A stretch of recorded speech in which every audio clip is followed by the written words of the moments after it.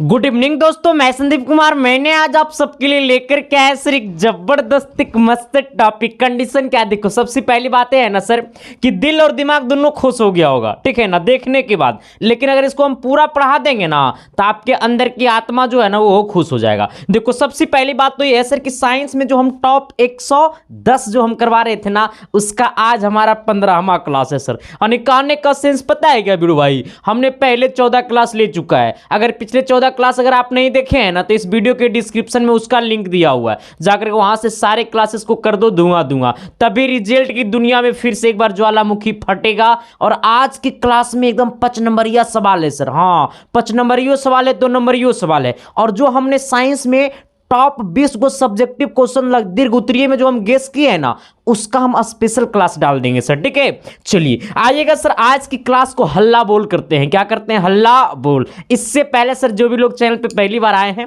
थोड़ी सी चैनल को शिद्दत से, प्यार से, मोहब्बत से सब्सक्राइब कर देना, और अच्छा लगे तो सभी दोस्तों को भी शेयर करना तो बनता है रे बाबा। चलिए आइएगा सर, कहता है क्या, ये सब तो सर मेरा कंडीशन है, साइंस में 110 है, ठीक है।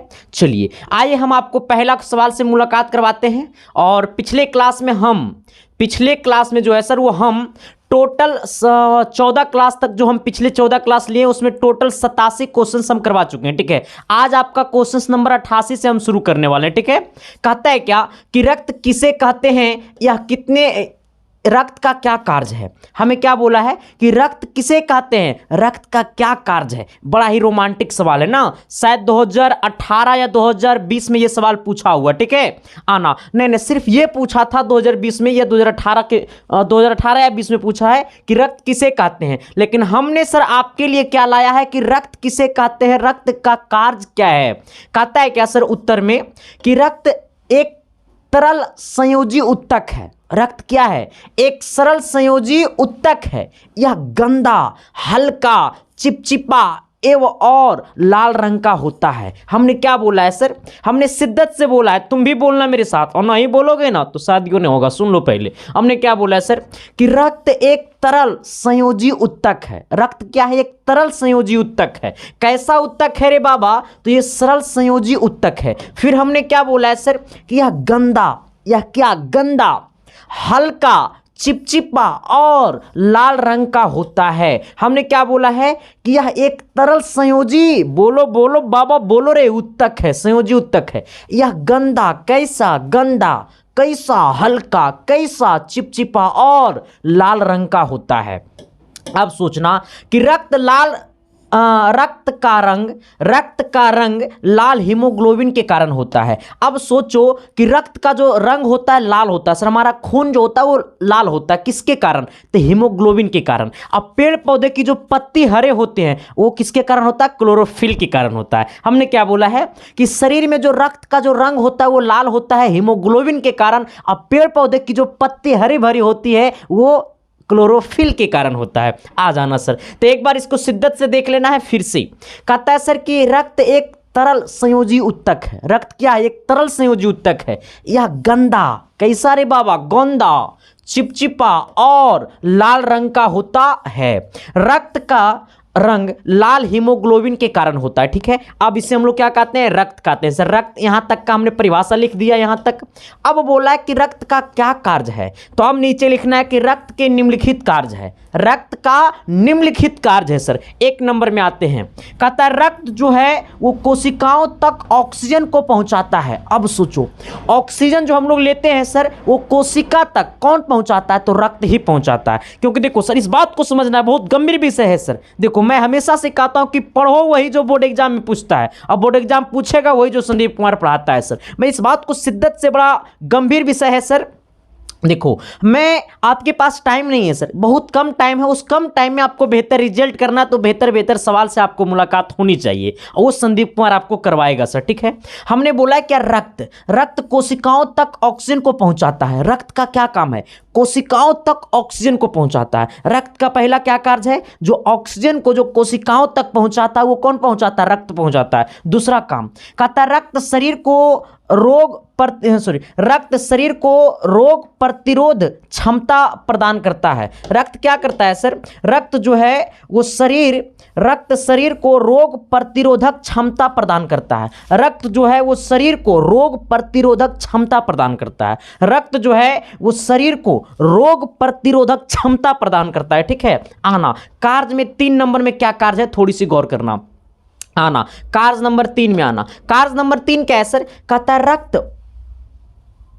रक्त पचे हुए भोजन को, रक्त जो है वो पचे हुए भोजन को अवशोषण कर उन्हें विभिन्न कोशिकाओं तक पहुंचाता है। रक्त जो है सर वो पचे हुए भोजन को अवशोषण कर, रक्त पचे हुए भोजन को अवशोषण कर उन्हें विभिन्न कोशिकाओं तक पहुंचाता है। तो एक बार मेरे साथ बोलना, शिद्दत से बोलना, प्यार से बोलना। रे बाबा हमने क्या बोला है, तो हमने बोला है जी कि रक्त पचे हुए भोजन को अवशोषण कर, रक्त जो है वो पचे हुए भोजन को अवशोषण कर उन्हें विभिन्न कोशिकाओं तक क्या करता है, पहुंचाता है। ठीक है, आ जाना। आना 4 नंबर में, कहता रक्त शरीर के ताप को नियंत्रित करता है। अब देखो शरीर का, बॉडी का जो टेम्परेचर है ना सर वो कौन नियंत्रित करता है, तो रक्त नियंत्रित करता है। यहां तक कोई टेंशन नहीं रे बाबा, टेंशन नहीं लेने को है सर, टेंशन देने को है। तभी तो कहोगे कि तेरी आंखों में मेरा चेहरा दिखता है। आना सर, अब देखो सर कुछ दिन के बाद पता है क्या, किसी औरों को चेहरा दिखेगा अगर नहीं पढ़ोगे शिद्दत से तो। ठीक है, आना कहता है रक्त जो है सर वो एंजाइम और हार्मोन आदि का परिवहन करता है। रक्त क्या करता है, तो एंजाइम और हार्मोन आदि को क्या करता है, परिवहन करता है। ये सवाल ना पक्का आएगा सर 5 नंबर में। हाँ, अगर 5 नंबर में नहीं आएगा ना सर तो लघु उत्तरीय में आएगा तो सिर्फ यही पूछेगा कि रक्त के कार्य को लिखे, या फिर कहेगा कि रक्त किसे कहते हैं। तो अगर पूछेगा रक्त के कार्य को लिखो तो इतना लिख देंगे 5 गो। अगर बोलेगा सर कि रक्त किसे कहते हैं तो बस यहां से शुरू करेंगे, यहां लिख देंगे यहां तक। तो एक बार शिद्दत से प्यार से मेरे साथ आओगे। हाँ मेरे साथ बोलना सर, मेरे साथ बोलना, जहां पे बैठे हो वहीं से बोलना ताकि आपकी मम्मी पापा को भी फील हो कि नहीं मेरा बच्चा पढ़ रहा है। ठीक है सर, देखो हम अपने अंदर से पूरी अपना 100% दे दो, हम अपना आपको 100% देता हूं सर, बस आप अपना 110% हमको दो। जो 10% आपके अंदर फालतू जो चीजें चलता है ना वो भी हम ही को दो। ठीक है सर, आ जाना, हमको मतलब अपना पढ़ाई के ऊपर दो। कहता रक्त किसे कहते हैं, तो रक्त एक तरल संयोजी ऊतक है। यह गंदा, हल्का, चिपचिपा और लाल रंग का होता है। रक्त का रंग किसके कारण लाल होता है रे बाबा, मेरे साथ बोलो ना जी, हीमोग्लोबिन के कारण। Thank you sir, love you. अगला कहता है कि रक्त के निम्नलिखित कार्य है। आना, रक्त के निम्नलिखित कार्य है। पहला कार्य क्या है, जल्दी बोलो, जहां पे बैठे हो वहीं से बोलना, नहीं बोलोगे ना सर तो हम तुम्हारा साथ ये नहीं करने देंगे। देखो कहता है सर क्या, रक्त कोशिकाओं तक ऑक्सीजन को पहुंचाता है। रक्त जो है वो कोशिकाओं तक ऑक्सीजन को कौन पहुंचाता है, तो रक्त पहुंचाता है। रक्त शरीर को रोग प्रतिरोधक क्षमता प्रदान करता है। रक्त जो है वो शरीर को रोग प्रतिरोधक क्षमता प्रदान करता है सर। रक्त पचे हुए भोजन को अवशोषण कर उन्हें विभिन्न कोशिकाओं तक पहुंचाता है। यहां तक कोई दिक्कत। अगला 4 नंबर में कहता है रक्त शरीर के ताप को नियंत्रित करता है। रक्त क्या करता है, शरीर के ताप को नियंत्रित करता है सर। फिर क्या कहता है कि रक्त एंजाइम और हार्मोन आदि का परिवहन करता है। यहां तक कोई दिक्कत। अब एक बात और आपको बता देना चाहता हूं सर, देखो ये सब जो पीडीएफ है ना, अगर ये सब पीडीएफ अगर आप यहां से लिख लेते हैं तब तो ठीक है यूट्यूब से। अगर जो लोग यूट्यूब से नहीं लिखते हैं, जो लोग कोढ़ी है, हाँ मारेंगे बड़ा मार रहे भाई। हाँ देखो जो लोग नहीं लिख पाते हैं ना उसके लिए क्या है सर कि हमने व्हाट्सएप पे एक प्राइवेट ग्रुप बनाए हुए हैं। ठीक है, उस प्राइवेट ग्रुप में आपको मैथ, साइंस, ठीक है, सोशल साइंस और हिंदी का आपको वीवीआई ऑब्जेक्टिव और सब्जेक्टिव का पीडीएफ नोट्स जाएगा। ठीक है, अब दूसरी बात यह है सर कि यहाँ पे आपको कुछ और मिलेगा जो नीचे में आपको दिखाई दे रहा होगा, लेकिन इस बात पे हम चर्चा नहीं करेंगे वरना हमारा जिंदगी का चर्चा सीधे जेल में होगा।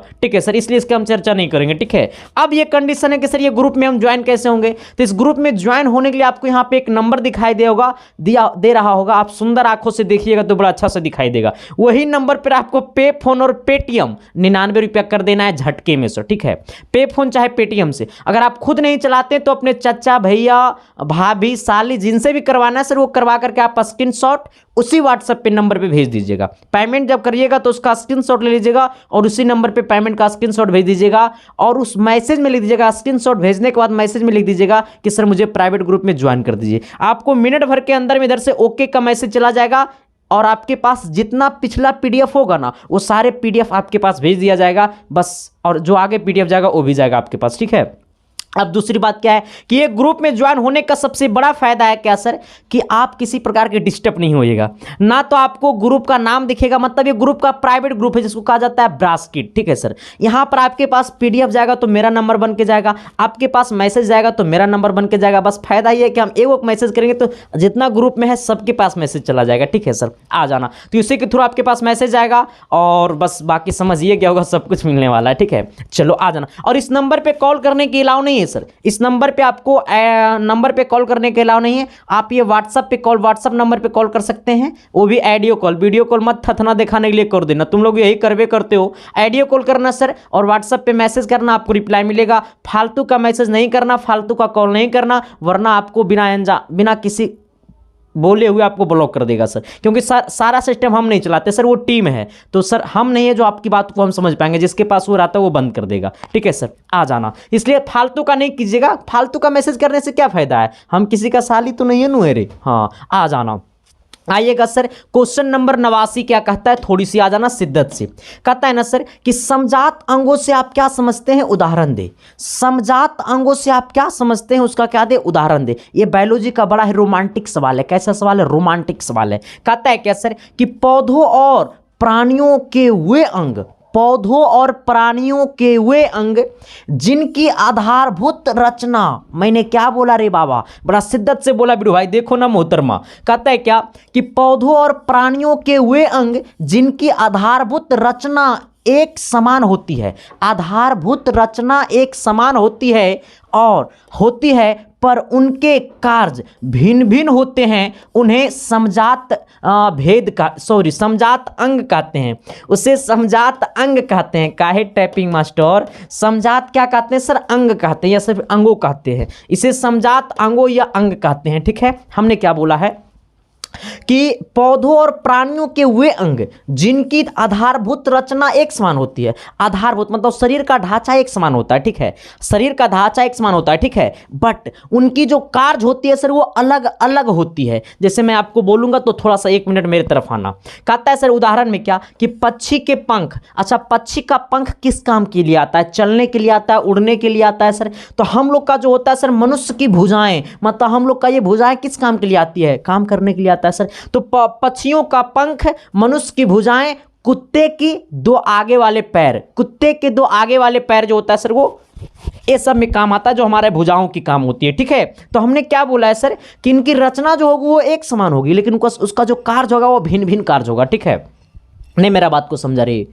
अरे पक्षी का काम है उड़ना, हमारा काम है, हम लोग का क्या काम है, मनुष्य का क्या काम है, हाथ से जो काम करेंगे। और वही अगर कुत्ता का 2 हाथ है सर तो उसका क्या काम है, अलग काम है सर। तो एक रचना तो सबका एक समान है, लेकिन सर कार्य जो है वो सभी का अलग अलग है, ठीक है। रचना मतलब ढांचा, कार्य मतलब सब अपना अपना काम करेगा, ठीक है। अरे यहाँ पे इसीलिए तो नहीं दे रहा है।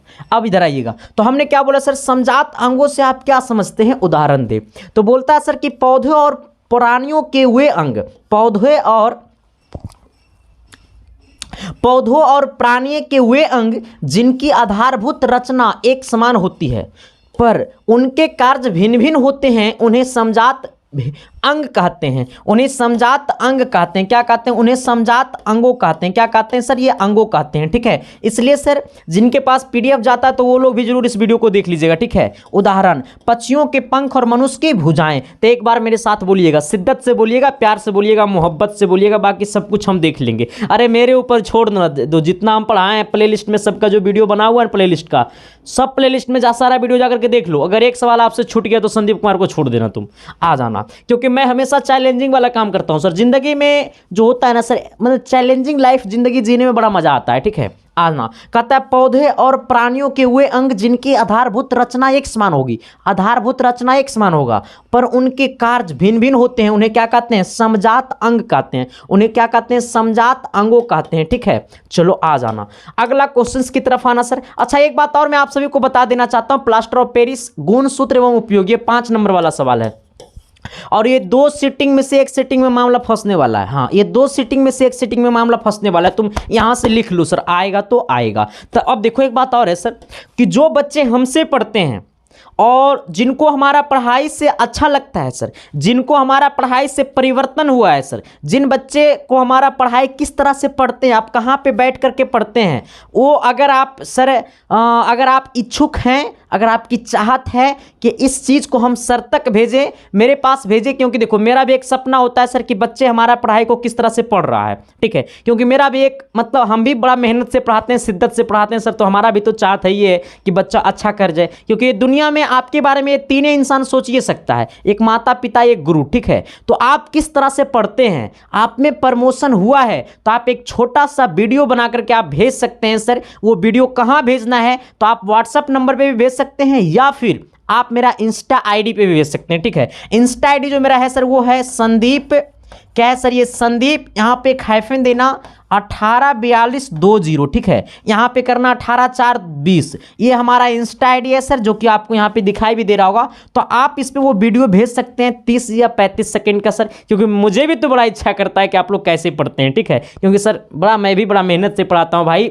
आप जहाँ पे मैं आपके लिए भले ही एक छोटा सा वीडियो आता है सर, लेकिन इस वीडियो को लाने के लिए सर हमने बहुत कड़ी मेहनत करता हूँ, क्योंकि मेरा हमेशा से सोच रहता है सर कि आपकी सफलता में ही मेरी सफलता है। तो आप लोग शिद्दत से, प्यार से, मोहब्बत से एक बार दिखा देना कि आप लोग किस तरह से पढ़ाई करते हैं, और मेरे पढ़ाई से आप में प्रमोशन हुआ तो सर आप वीडियो बना करके इस इंस्टा आईडी में भेज सकते हैं या फिर आप व्हाट्सएप नंबर पे भेज सकते हैं 7295 047 33 7। ठीक है, चलिए आइएगा सर अगला क्वेश्चन की तरफ। हम लोग का क्वेश्चन क्या कहता है, ये 5 नंबर वाला सवाल है। ठीक है, चलो कहता है ना सर क्या कि प्लास्टर ऑफ पेरिस का रासायनिक नाम, सूत्र, बनाने की विधि एवं 2 उपयोग को लिखे। एकदम ये 5 नंबर में 2 सीटिंग में से एक सीटिंग में फंसने वाला है। ठीक है, चलो आ जाना। सबसे पहली बात ये कि प्लास्टर ऑफ पेरिस का रासायनिक नाम हमको बताना। ठीक है, तो नीचे में लिखना है कि प्लास्टर ऑफ पेरिस का रासायनिक नाम calcium sulphate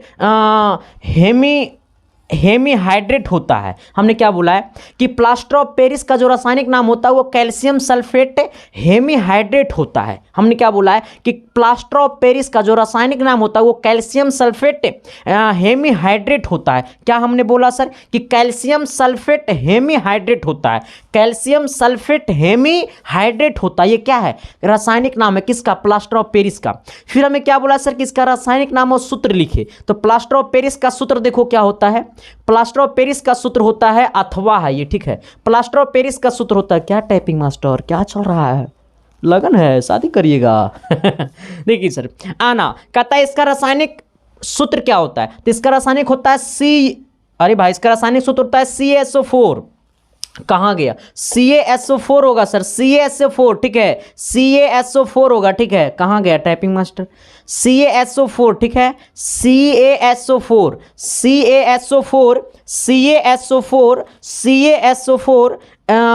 into CaSO4 into 1/2H2O, CaSO4 into 1/2H2O। देख लीजिए, हाँ, CaSO4 इंटू 1/2H2O इसका रासायनिक सूत्र होता है किसका? प्लास्टर ऑफ पेरिस का। ये किसका रासायनिक सूत्र है? प्लास्टर ऑफ पेरिस का। अथवा अगर ये नहीं जानते हैं तो आप ये भी बोल सकते हैं CaSO4 का होल 2 इंटू H2O, ये भी होता है। ठीक है, अगर आपको ये याद नहीं है सर तो आप ये भी बोल सकते हैं। तो सबसे पहले हमसे क्या पूछा था कि प्लास्टर ऑफ पेरिस का रासायनिक नाम क्या होता है? तो कैल्शियम सल्फेट हेमीहाइड्रेट। ठीक है, आ जाना। अब पूछा कि प्लास्टर ऑफ पेरिस का रासायनिक सूत्र क्या होता है। तो प्लास्टर ऑफ पेरिस का रासायनिक सूत्र होता है CaSO4 इंटू 1/2H2O, ये हमारा रासायनिक सूत्र होता है। ठीक है, अगर ये आपको याद नहीं है तो सर ये भी आप बोल सकते हैं।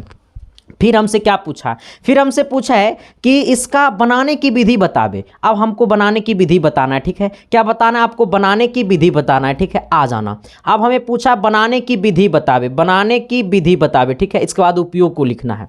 बनाने की विधि कहता है सर कि बनाने की विधि क्या है? कहता है जिप्सम। जिप्सम बोले तो जिप्सम का फॉर्मूला होता है CaSO4 इंटू 2H2O। ये जिप्सम का फॉर्मूला है CaSO4 इंटू 2H2O को, किसको को कितना पे सर जी? 373 पे। कितना पे? 373 पे। कितना पे? 373 पे। कितना पे? 373 पे, ठीक है। 373 केल्विन ताप पर गर्म, ये धर्म नहीं है, गर्म है।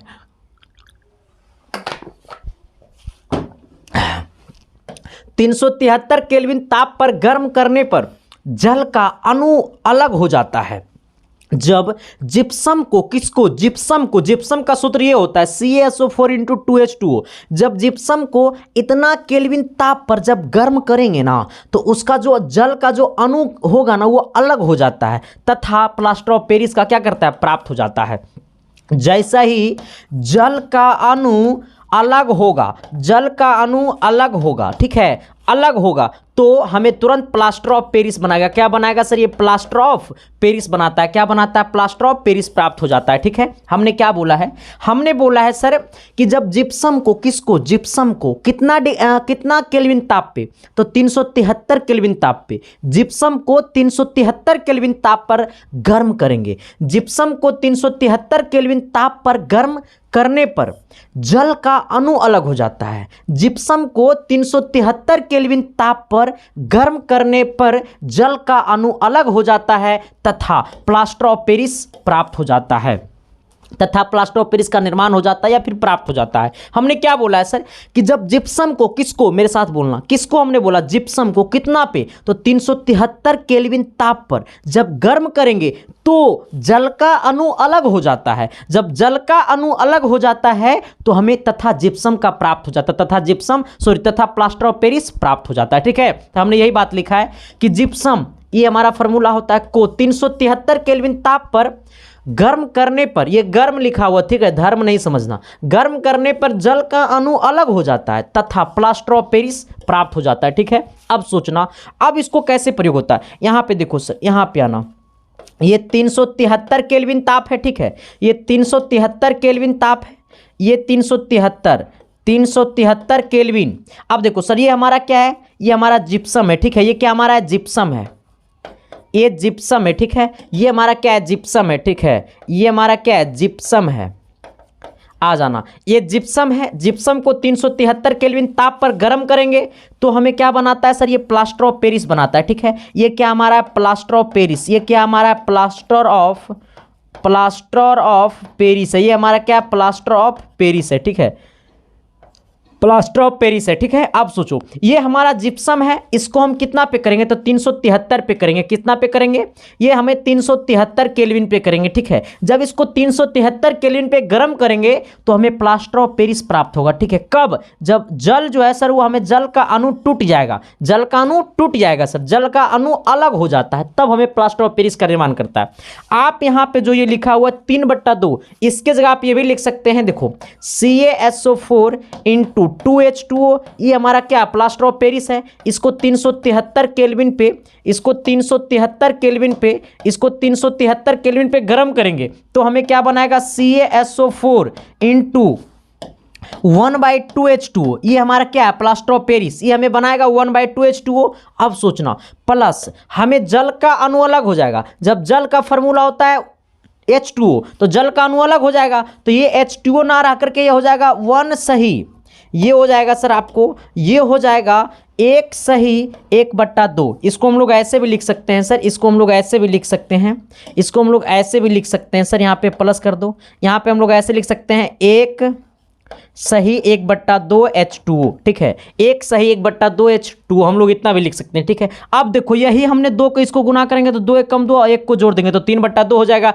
इसलिए हम यहाँ पे डायरेक्ट क्या लिख दिए? 3/2 लिख दिए, ठीक है। यहाँ तक कोई प्रॉब्लम, कोई कठिनाई नहीं है सर। तो जो लोग PDF में जो रहेगा ना सर, देखो यहाँ पे PDF में ये नहीं डाला है, ठीक है, यहाँ पे PDF में ऐसे है, ठीक है। थोड़ी सी नया टाइपिंग मास्टर है तो माफ करना।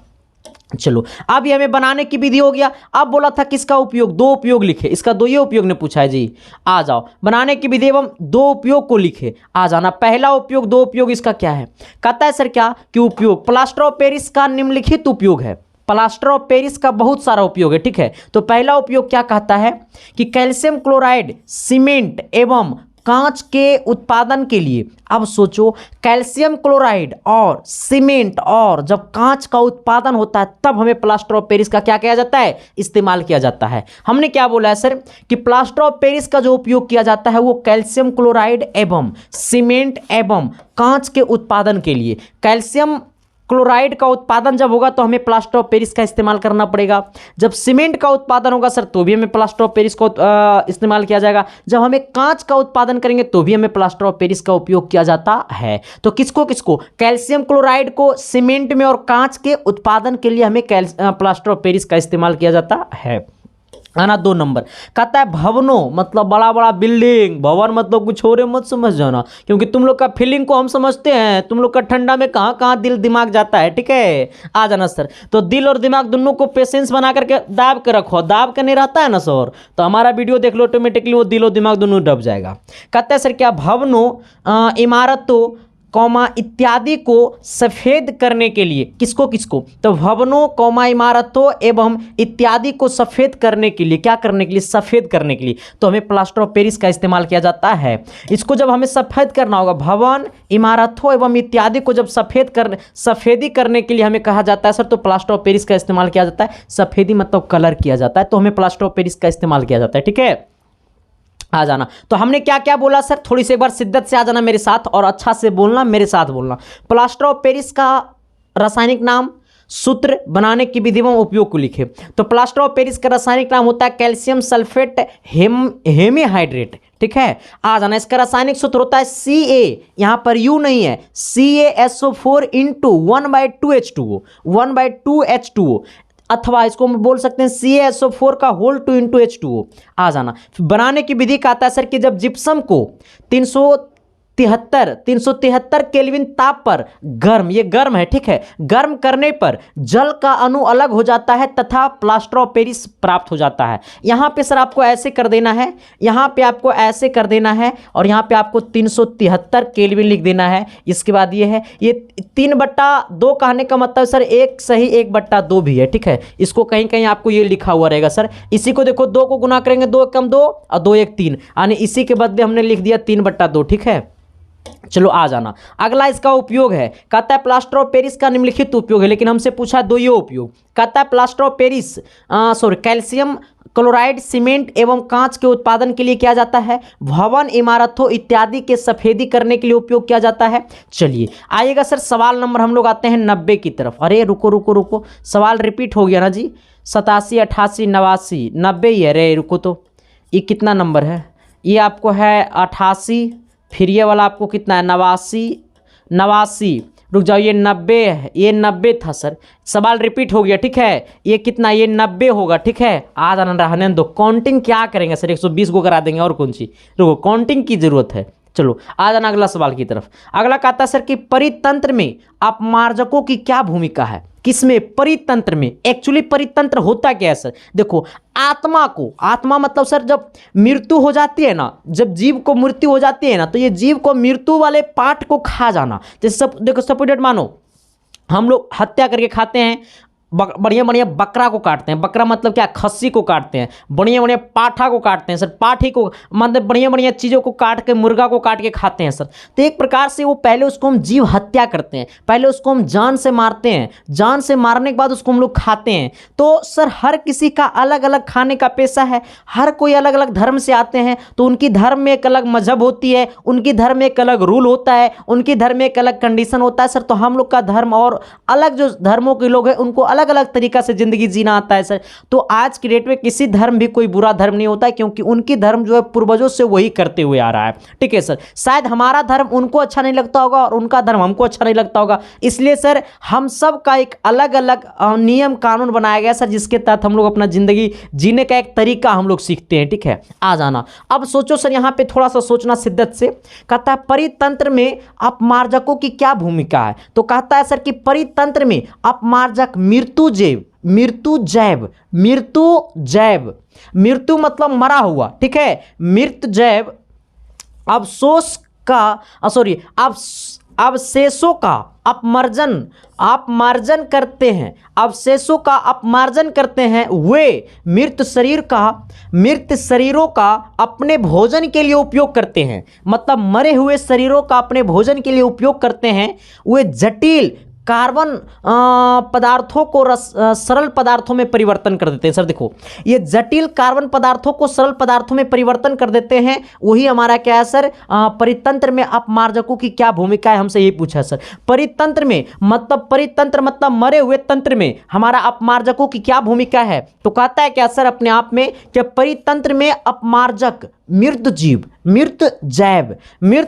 या जीव, हम बोले थे रे, मृत जैव या जीव, मृत जैव अवशोष का अपमार्जन करते हैं, अवशोषों का अपमार्जन करते हैं, किसको, अवशोषों का अपमार्जन करते हैं, ये मृत शरीरों का अपने भोजन के लिए उपयोग करते हैं, वे जटिल कार्बन पदार्थों को सरल पदार्थों में परिवर्तन कर देते हैं। मेन देखो ये है, जटिल कार्बन पदार्थों को सरल पदार्थों में क्या कर देते हैं, परिवर्तन करते हैं। देखो सर, जो जीव मर जाते हैं ना सर, तो वो एक तरह से मतलब एक अलग पदार्थ हो जाता है सर, वो फिर उसको हम लोग क्या करते हैं, सरल पदार्थों में उसको हम काट करके खा जाते हैं सर, तो वो सरल पदार्थ हो गया, ठीक है। तो नॉर्मली हम लोग ऐसा देखते हैं, बट इस पर चर्चा ज़्यादा नहीं करेंगे, आप लोग समझ गए होंगे। लेकिन ये सवाल आपसे पूछता है, बायोलॉजी का पार्ट है सर, तो पूरा चीज़ आपको पढ़ना ही पड़ेगा। चलिए आइएगा, सवाल नंबर 92 होगा, लेकिन सर ये आपको 90 के बाद क्या कर दिए, 90 के बाद 92 कर दिए, ठीक तो है। चलो आ जाना सर, कि तेरी आंखों में मेरा चेहरा दिखता है, थोड़ी सी गौर करना सर, इधर आ जाना। देखो ला ला ला ला ला ला पिया परदेसी, सुनो सर, आ जाना, अब थोड़ी सी आना मेरी मंजिल की तरफ।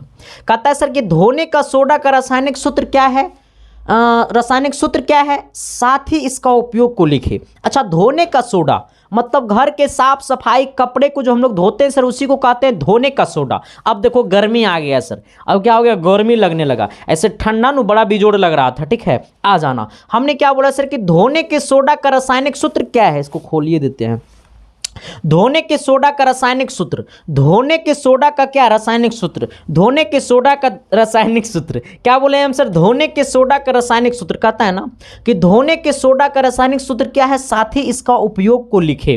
कहता है धोने के सोडा का रासायनिक सूत्र है Na, क्या हमने बोला सर, हमने बोला है सर कि Na2CO3 इंटू 10H2O होता है। अब आप जरा सिंपल भाषा में बोल दीजिएगा मेरे गुरुजी कि इसका रासायनिक नाम क्या है, इसका रासायनिक नाम कौन कौन कमेंट कर देगा, जो कमेंट कर देगा सर उसका अगला लगन में पक्का फिक्स है। हाँ, रासायनिक नाम थोड़ी सी इसका आप लोग शिद्दत से कमेंट कर दीजिएगा, ठीक है। हमने क्या बोला सर, सवाल बोला है कि धोने के सोडा का रासायनिक सूत्र क्या है, साथ ही इसका उपयोग को लिखे।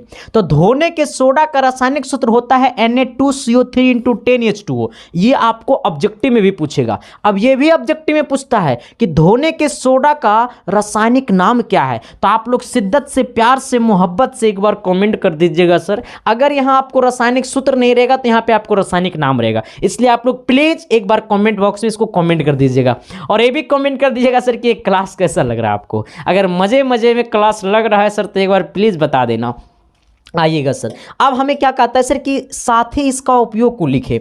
तो कहता है क्या सर कि उपयोग, धोने के सोडा का निम्नलिखित उपयोग है, ठीक है। यहां से उपयोग करके ऐसे करना चाहिए था, बट अभी टाइपिंग थोड़ा सा न्यू मास्टर है। आ जाना सर, अब क्या कहता है कि धोने के सोडा का निम्नलिखित उपयोग है, 1 नंबर में आना। कहता है घरों के सफाई के लिए, घरों के सफाई के लिए, किसके लिए, घरों के सफाई के लिए। फिर क्या है सर, अगला क्या है, अगला कहता है सर कि जल की अस्थाई कठोरता को दूर करने के लिए, किसको, जल की अस्थाई कठोरता को दूर करने के लिए, ठीक है। घरों के सफाई के लिए जल की अस्थाई कठोरता को दूर करने के लिए। ये सवाल सर आपको ये भी पूछ सकता है कि धोने के सोडा का उपयोग को लिखे। अगर सिर्फ बोलेगा धोने के सोडा के उपयोग को लिखे तो सिर्फ इतना ही लिखेंगे। कहता है घर के सफाई के लिए, फिर कहता है जल की कठोरता को दूर करने के लिए, कांच, साबुन और कागज उद्योग में हमें कांच, जब कांच का निर्माण किया जाता है सर, जहां पे कांच का उद्योग होता है वहां पे धोने का सोडा का उपयोग किया जाता है, साबुन में धोने के सोडा का उपयोग किया जाता है, कागज में धोने के सोडा का उपयोग किया जाता है। तो हमने क्या बोला है सर कि कांच, हम नहीं बोले, एक्चुअली आपका क्वेश्चंस का आंसर बुक वाला बोल रहा है, कह रहा है कांच में, साबुन में, कागज में, कागज के उद्योग में, ठीक है, ये सब के उद्योग में किसका उपयोग किया जाता है? धोने के सोडा का। अगला आइएगा चौथा नंबर में, कहता है प्रयोगशाला में, किस मेरे बाबा? प्रयोगशाला में अभिकर्मक के रूप में, प्रयोगशाला में किसके रूप में? अभिकर्मक के रूप में। तभी तो कहोगे कि क्या मैंने जो बोला वो चमका ना जी, अरे एस या नो तो बोलिए ना जी एक बार, शिद्दत से, प्यार से, मोहब्बत से आना। कहता है धोने के सोडा का रासायनिक सूत्र क्या है, साथ ही इसका उपयोग को लिखे।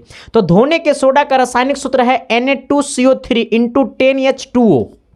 अगला कहता है सर उपयोग, धोने के सोडा का निम्नलिखित उपयोग है। कहता है धोने के सोडा का पहला उपयोग है घरों के सफाई के लिए, जल की अस्थायी कठोरता को दूर करने के लिए। अगला कहता है कांच, साबुन एवं कागज उद्योग में, कहाँ कहाँ? कांच के, साबुन एवं कागज के उद्योग में। अगला कहता है प्रयोगशाला में अभिकर्मक के रूप में, प्रयोगशाला में किसके रूप में? अभिकर्मक के रूप में। तो ये चारों आपको अच्छा से बोलना पड़ेगा, जहां पे बैठे हो वहीं से बोलना। कितने लोग बाथरूम में होगा वहीं से बोलना, बोलो ना भाई। हाँ आना। पहला मैंने क्या बोला सर जी? घरों के सफाई के लिए, थैंक यू। अगला हमने क्या बोला सर जी? कि जल की अस्थायी कठोरता को पास करने के लिए, नहीं सर दूर करने के लिए हमने बोला। अगला क्या बोला सर? बोलो बोलो बोलो बाबा बोलो रे।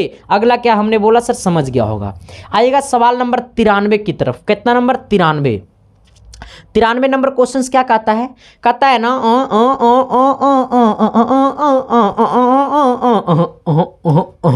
आना, कहता है क्या कि सर सर सर सर कहता है ना कि व्यंजक चूर्ण का रासायनिक नाम एवं इसके उपयोग को लिखे। किसका? व्यंजक चूर्ण, व्यंजक चूर्ण का रासायनिक नाम। अच्छा मैं आपसे एक बात पूछूं, शर्माइएगा तो नहीं ना बाबा, एक बात पूछूं, आप जरा बता दीजिएगा कि व्यंजक चूर्ण का, व्यंजक चूर्ण का हमें पता है बट आपको बताना है कि व्यंजक चूर्ण का रासायनिक सूत्र क्या होता है? व्यंजक चूर्ण का रासायनिक सूत्र क्या होता है? व्यंजक चूर्ण का रासायनिक सूत्र आप लोग थोड़ी सी एक बार शिद्दत से, प्यार से, मोहब्बत से कमेंट कर दीजिएगा।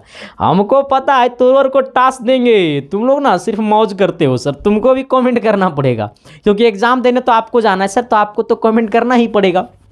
हाँ ना। हमने क्या बोला है सर कि व्यंजक चूर्ण का रासायनिक नाम एवं इसके उपयोग को लिखे। तो कहता है व्यंजक चूर्ण का रासायनिक नाम कैल्शियम ऑक्सीक्लोराइड है। हमने क्या बोला है कि व्यंजक चूर्ण का रासायनिक नाम जो है सर वो है कैल्शियम ऑक्सीक्लोराइड है। क्या है? कैल्शियम ऑक्सीक्लोराइड है, ठीक है। तो व्यंजक चूर्ण का रासायनिक नाम क्या है? कैल्शियम ऑक्सीक्लोराइड है। क्या है? कैल्शियम ऑक्सीक्लोराइड है। आप थोड़ा सा शिद्दत से, प्यार से, मोहब्बत से व्यंजक चूर्ण का सूत्र को कमेंट कर दीजिएगा। व्यंजक चूर्ण का रासायनिक नाम है कैल्शियम ऑक्सीक्लोराइड। अब कहता है कि सर इसका उपयोग को, उपयोग, व्यंजक चूर्ण का निम्नलिखित उपयोग है। हमें लिखना है व्यंजक चूर्ण का उपयोग को भी लिखना है, ठीक है। पहला उपयोग क्या कहता है? थोड़ी सी गौर करना। पहला कहता है ना कि तेरी आंखों में मेरा चेहरा दिखता है। थोड़ी सी गौर करना सर, शिद्दत से, प्यार से, मोहब्बत से आओगे तो समझ में आ जाएगा। हमें लगता है सर कि इसको छोटा करना पड़ेगा, ये बड़ा में काम नहीं चलेगा ना, छोटा करना पड़ेगा सर, ठीक है। चलो आ जाना सर, शिद्दत से हम लोग आते हैं, प्यार से हम लोग आते हैं। देखो जिंदगी में सबसे बड़ा है चीज़ प्यार, है ना। लेकिन अब ना लोग समझने लगा कि सिर्फ ओकरे से प्यार होता है। नो रे बाबा नो, हमसे भी आपको प्यार हो सकता है। और तुम ऊपर लेवल वाला प्यार मत समझ लेना, सिर्फ टीचर वाला प्यार समझना, ठीक है। तुमको हमसे भी प्यार हो सकता है सर, आपके अपने परिवार से भी प्यार हो सकता है सर। परिवार से प्यार हो क्या सकता है? परिवार से प्यार होता है जैसे ही आप पैदा लेते हैं ना, जिस घर में आप पैदा लेते हैं ना, उसी टाइम आपको परिवार से लगाव हो जाता है, प्यार हो जाता है सर।